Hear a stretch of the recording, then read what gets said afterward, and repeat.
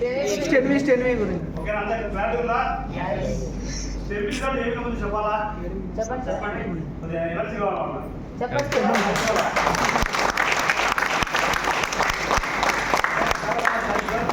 స్టెన్వి first of all ఇచ్చింది ఒక 3 months బేబీకి ఇచ్చారు. డాక్టర్స్ కిడ్నీ క్రియాటిన్ లెవెల్ లేదు, పిండం తీసేయాలని చెప్పారు. ఇప్పుడు ఏం చేయాలి? ఫస్ట్ గర్భధారణ ఒక ఆధ్యాత్మిక గురువు కలిసింది. గురువు గారు మీ వల్ల ఏమన్నా మార్గం దొరుకుతుందా నాకు? ఆయన తను సాయంత్రం ప్రయత్నం చేస్తానమ్మా, కానీ అది ఒక ప్రోడక్ట్ ఉంది, అది వాడు నచ్చకపోతే క్రియాటిన్ పెరగకపోతే పిండం తీసేసుకుందరు 5 months తర్వాత అన్నారు.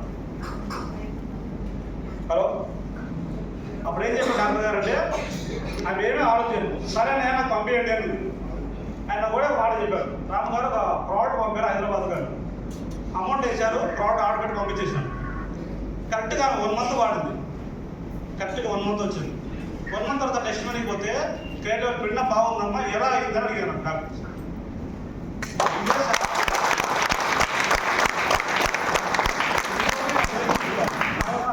అమ్మాయి పుట్టింది, చాలా అక్షరంగా ఉందని చెప్పి వాళ్ళు నాకు ఫోన్ చేశారు. కానీ స్టెమ్ ఇచ్చిన వ్యక్తి మాత్రం లేదు. నా బ్యాగ్ ఇచ్చిండే కదా, ఆ బేబీ ఎలా ఉండేది ఎలా ఉండేది మొత్తం నాకు రిటర్న్లో వచ్చింది. ఆయన కాకపోతే ముందు నాకు చెప్పాడు, ఈ స్టెమ్ పనిచేసింది, ఇది ఎక్సలెంట్గా ఉంది. నేను ఆ తర్వాత మాట చెప్పాను అంటే అంత బాగా పనిచేసింది అనమాట. 3 నెలల బేబీకి ఎలా ఉంటుంది మరి ఆర్గాన్స్ సరిగా ఉంది. అలాంటిది మన స్టెమ్ వాడి తల్లి తరపులో పిండానికి వేసినామంటే చెప్పుకోవాలంటే అలాగే ఇది సార్ నా బ్రాండ్ ఉంటాయి కదా.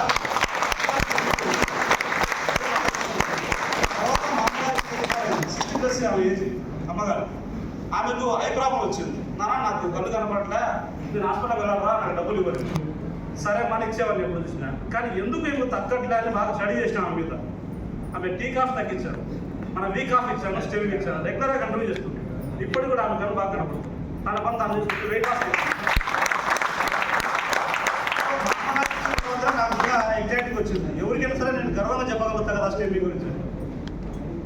Thank you sir.